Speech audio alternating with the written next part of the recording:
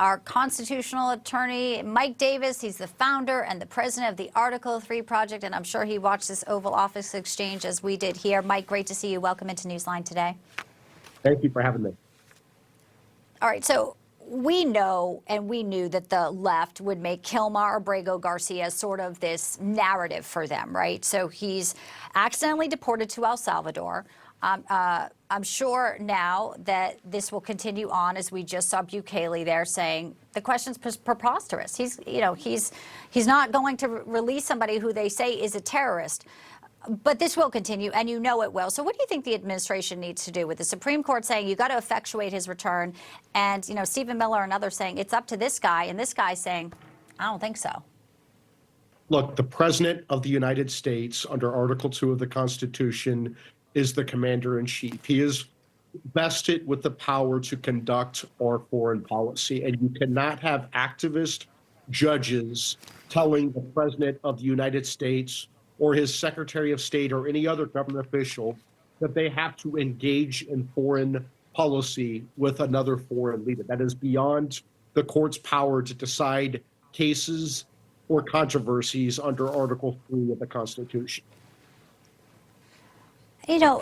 President Bukele just had our State Department on April 8th upgrade, travel restrictions there. So he's now level 1.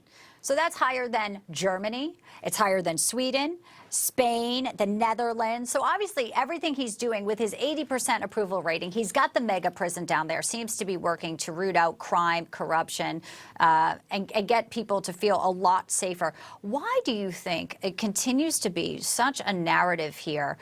Do you think any of the folks asking these questions want this Maryland man living next door to them? I mean, you have to ask what they're actually fighting for, and if it's fighting for this or if it's just fighting against President Trump.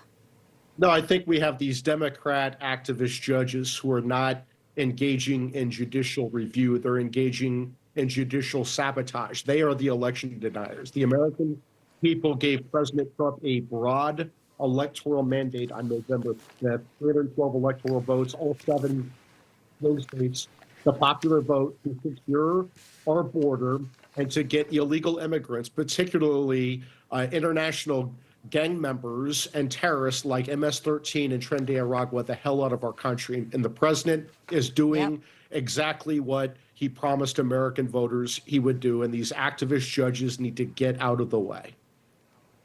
And additional 10 alleged MS-13 and Tren de Aragua gang members were sent to El Salvador over the weekend. So the deportations continue. Also over the weekend, this was kind of funny.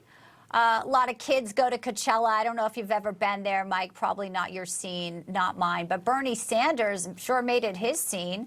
A lot of impressionable minds out there. Here are some of his comments. This country faces some very difficult challenges. And the future of what happens to America is dependent upon your generation. We need you to stand up to fight for justice. I mean, the tickets are $600. If you see the influencers' outfits, that can be in the thousands. I mean, it really is, a lot of money and flash going. I'd love to see you at Coachella. I think that would be fascinating. What do you make of this play here by Bernie? And we'll get to AOC in a minute, Mike, but this was pretty rich.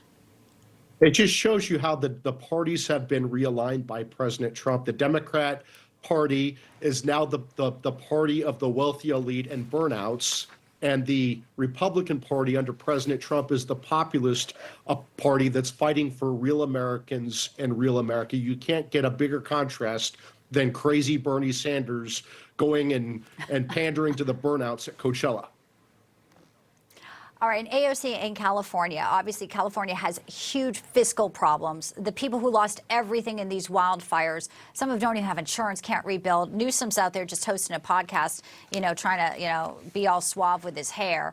Here's AOC. There's some really amazing narratives that she's throwing out that I want to get your thoughts on, because these are fear-mongering statements, and they may actually play with some of the voters out there who really aren't as plugged into what's happening in the news.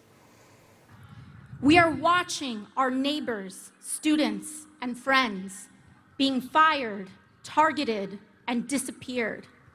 It is real. Our coworkers, U.S. citizens and immigrants alike, are being disappeared off the street by men in vans with no uniform. That will play to some people. You know that, Mike. Now, obviously, AOC, we don't know her aspirations, but they seem to be getting bigger and bigger by the day. But that's why this Maryland case is pretty fascinating as well. So she's using the word disappeared, you know, to try and scare people, especially in California, where there are a lot of illegals, frankly. We know that. But you think it'll work in the long term for the Democrats who are still fumbling and trying to find a message? Well, I would say this: illegal immigrants are committing a crime when they're in America, and so they should not feel safe after they are here illegally, particularly if you are international gangbangers and foreign terrorists. I'm very curious what citizens she's talking about that are being disappeared. I remember 4 years under the Biden Justice Department where Americans, grandmas who trespassed into the Capitol and took selfies on the Senate floor, were disappeared into the D.C. gulag without due process rights and were persecuted, according to the Supreme Court's Fisher ruling. So I haven't heard AOC talking about those American citizens.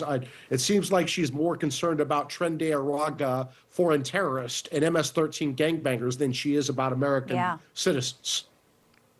No, I haven't heard much about that. And you have to wonder how, if she flew first class again over in that JetBlue Mint to get back out to California. So fascinating to see them talking about the elites when they actually are living like them.